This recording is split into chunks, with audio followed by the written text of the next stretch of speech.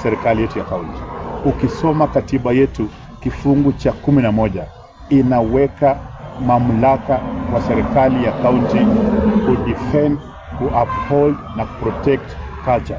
Tunataka kuona kwamba serikali ya kaunti unaposonga mbele waweke pesa ya kucelebrate culture ya Watachoni, kucelebrate culture ya Wabukusu, hata kucelebrate culture ya Wasaboti, because we can only secure the future of our children through reminding them continuously where we have come from, where we are and where we are going to. So for me, ni kuomba tu watu wetu tukuje pamoja, na sisi tunafanya hivyo sababu tunataka kuonyesha nchi mzima, dunia mzima, that Tachoni culture is still strong and alive. Na watu wakuje ili waweze kuona our old artifacts, ile nguo zetu za zamani, ile madawa yetu na ile vitu zote ambazo tulikuwa tunatumia kama Watachoni.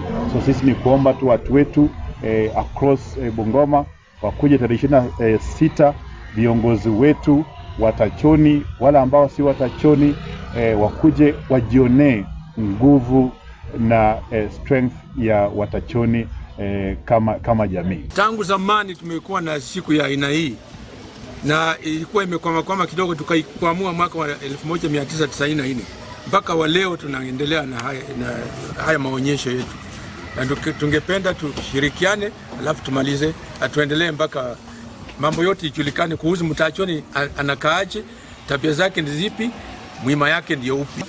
Tunataka kuonyesha watu utamaduni wa Mtachoni, walikuwa wanafanya nini, mambo ya kitambo. Na watoto wenye tunazaa pia tunataka wajue kwamba ihoyo yetu iko na tunafanya maneno ambayo Watachoni walifanya hapa awali.